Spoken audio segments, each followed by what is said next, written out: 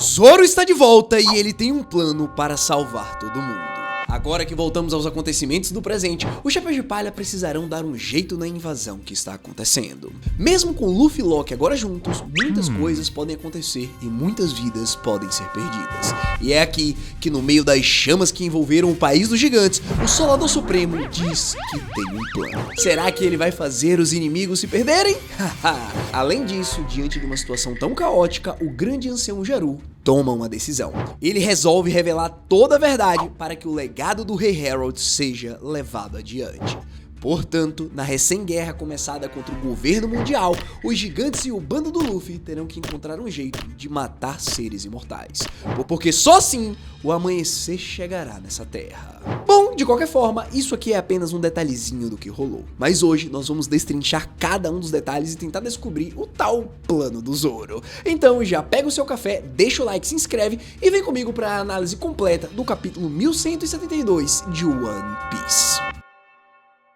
O capítulo começa com uma cena que parece simples, mas é crucial para entender a escala do problema. O grupo do Harudin está subindo no elevador da Árvore de Adão, saindo do submundo em direção ao Reino Solar. E, durante essa subida, o Devorador de Montanhas dá um briefing completo da situação.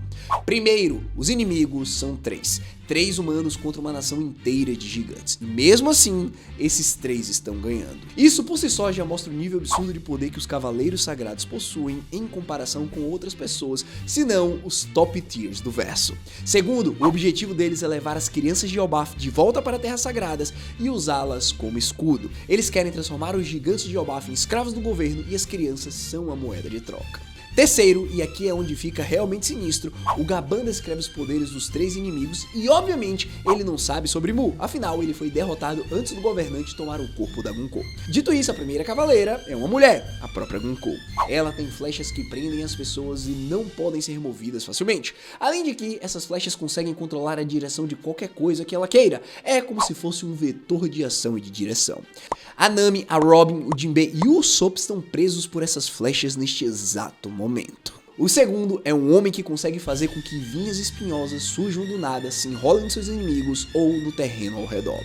E aqui vem um detalhe mais nojento sobre eles, o grande Cavaleiro Sommers. Não dá pra simplesmente arrancar. Essas vinhas podem ficar invisíveis e são praticamente indestrutíveis. As crianças estão literalmente amarradas nessas coisas. E se alguém tentar interferir, tanto as crianças como a pessoa se machucarão.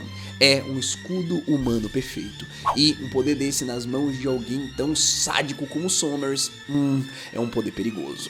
E agora o terceiro, provavelmente o mais perturbador, é um usuário que consegue materializar o pesadelo das crianças. Os medos delas se tornaram reais. Imagina só você sendo uma criança gigante já traumatizada por tudo que está acontecendo e de repente seus piores medos ganham forma física e te perseguem. É psicologicamente devastador. E o pior, esses pesadelos materializados impedem qualquer resgate, porque as próprias crianças ficam paralisadas de medo. O Gaban resume dizendo que é um jogo que os cavaleiros criaram.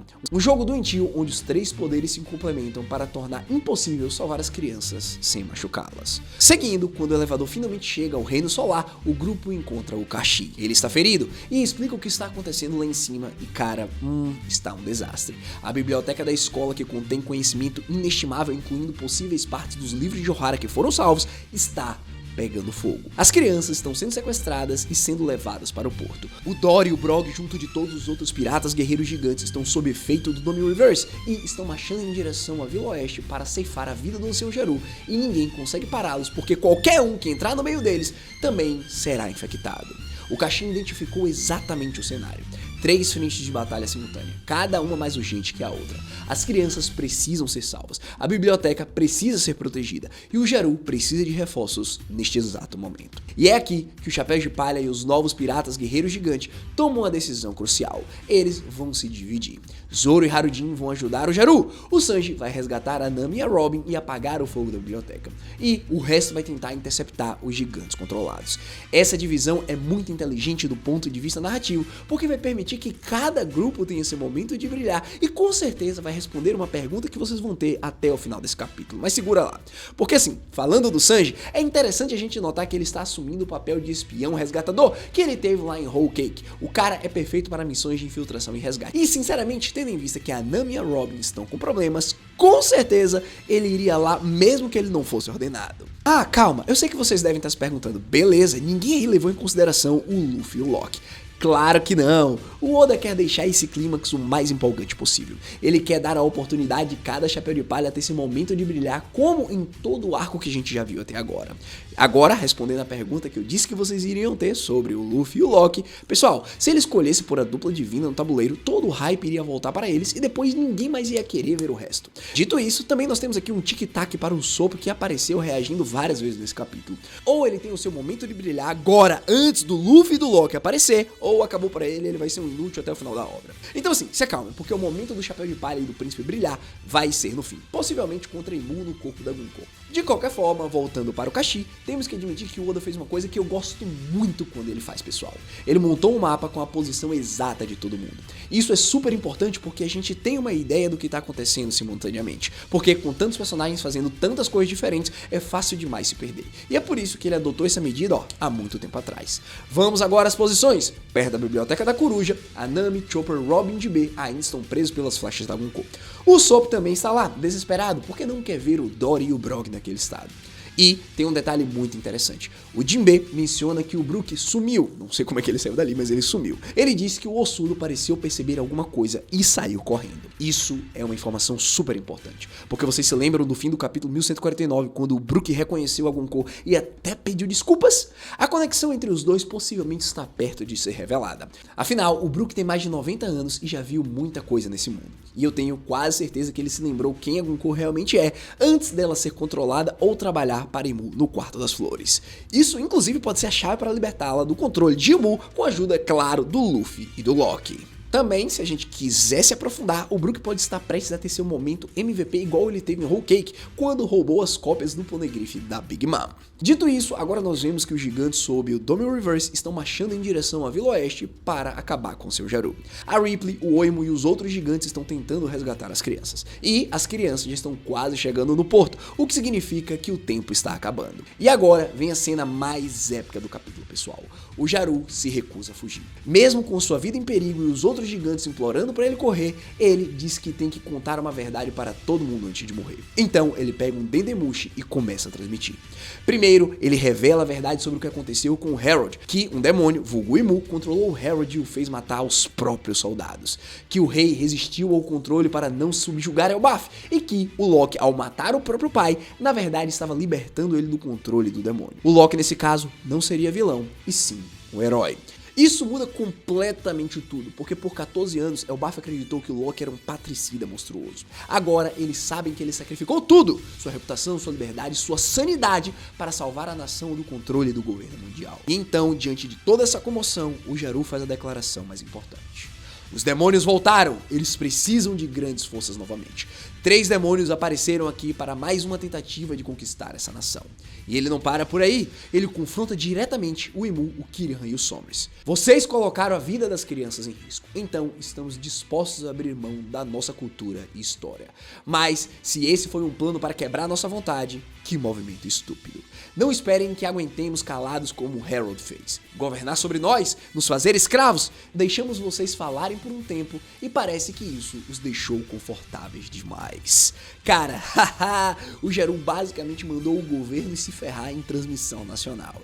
E aqui vem também uma outra página incrível mostrando os 3 demônios ouvindo o discurso do Jaru. O Imu comandando os gigantes sob Domino Reverse, o Kirihan comandando os pesadelos e o Sombras simplesmente bocejando porque acha que a missão vai ser completada sem ele se mexer. Isso mostra o nível de arrogância desses caras. Eles estão tão confiantes no poder deles que nem consideraram os gigantes uma ameaça real. E sabe o que é mais assustador? Eles possivelmente estão certos. Com a ajuda do Domino Reverse, eles transformaram os guerreiros mais fortes de Elbaf em armas contra o próprio povo. É um checkmate perfeito. Mas é claro que o Jaru não se intimida. Ele continua. Minhas desculpas, queridas crianças, mas por favor, tampem os ouvidos. Se tudo acontecer como Harley previu, que o mundo um dia será separado em partes, nós, Elbaf, veremos o governo mundial como nosso inimigo.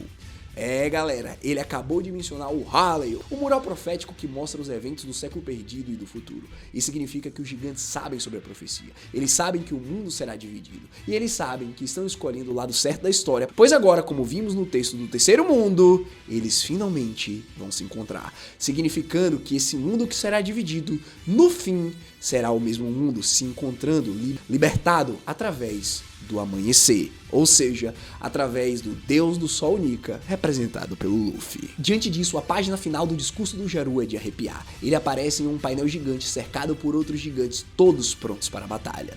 Ele diz que não irá se curvar perante a tirania do governo, e todos os gigantes concordam com ele e o apoiam. O Usopp, que passou a vida inteira sonhando em conhecer Elbaf e os guerreiros que ele admirava, tá com os olhos em formato de coração. É um sonho se tornando realidade. A nação de guerreiros que o inspiraram finalmente estão fazendo jus aos seus nomes e à sua história. Talvez seja aqui que ele se torne finalmente também um bravo guerreiro do mar ao lado daqueles que ele tanto admira.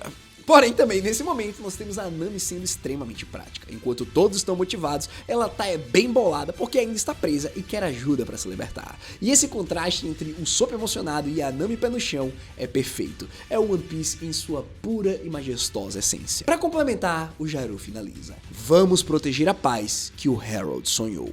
E então os gigantes respondem com um grito de guerra que provavelmente ecoou por toda a árvore Adão. Por fim, na sequência, chegamos ao clímax do capítulo. O Dory, o Brog e os outros gigantes sob Dome Reverse chegam à Vila Oeste. O Geru e os gigantes livres estão prontos para enfrentá-lo. E logo atrás disso tudo estão Zoro, Harudin e Stensen. O Harudin parece receoso, porque ele sabe que se for pego, ele também será transformado em um demônio. Porém, nosso majestoso Solador não parece muito preocupado. Na verdade, ele olha com aquele sorriso confiante que ele só mostra quando tá prestes a fazer algo insano e responde: eu tenho um plano. Resposta essa que me deixou tipo, ué, você vai chamar a atenção dos inimigos, sair correndo e quando todos perceberem já estarão perdidos? Não me parece uma boa ideia, a não ser que o seu plano seja chegar nesse lugar desconhecido e fatiar todo mundo. É, pessoal, brincadeiras à parte, agora vamos às teorias. O que exatamente que o Zoro está planejando?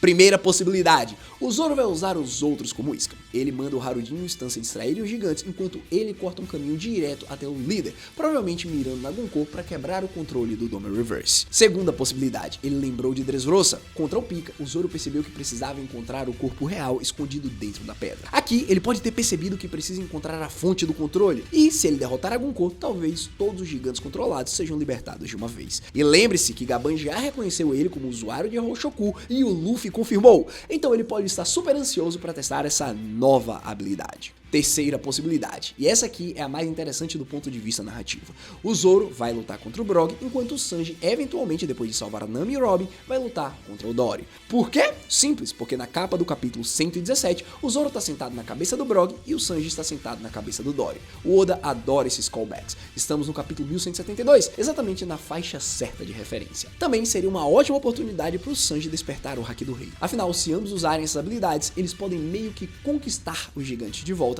cancelando a habilidade de Mu. Lembrem que o Dome Reverse funciona como o jogo Reverse, ou seja, se as asas do Luffy resolverem contra-atacar da maneira correta, pode ser que eles recuperem as suas peças. Bom, e tem mais uma coisa, o Brook, pessoal. O fato dele ter sumido depois de perceber alguma coisa é muito suspeito. O Brook pode estar indo confrontar diretamente a Gonkou. Ele pode tentar acordar as suas memórias, mostrar quem ela realmente era antes de ser controlada por Imu. Isso seria paralelo ao que aconteceu com Kuma, alguém que foi transformado em arma pelo governo mundial, mas que ainda tinha a humanidade escondida dentro de si. Dito isso, o capítulo 1172 é um capítulo de preparação que o Oda posicionou todas as peças no tabuleiro. Elbaf oficialmente declarando guerra ao governo mundial, o Loki declarado inocente publicamente, a profecia do Harlem mencionada novamente, o Chapéu de Palha se dividindo em múltiplas tarefas, o Brook fazendo algo misterioso e o Zoro ter um plano. Com isso, a Batalha de Elbaf está oficialmente começando. E, com o Oda confirmando que não tem pausa na próxima semana, a gente vai ver esse plano do Zoro em ação muito em breve. Mas e aí, o que você achou? Qual é o plano do Zoro? O Brook vai conseguir libertar a Gonkou? Joga aí nos comentários que eu vou tentar ler todos. Foi um prazer apresentar essa análise pra vocês, deixa o like, se inscreve no canal, dá uma conferida nos mangás aqui na descrição e nos vemos no próximo vídeo. Hashira falando e vazando, e eu fui!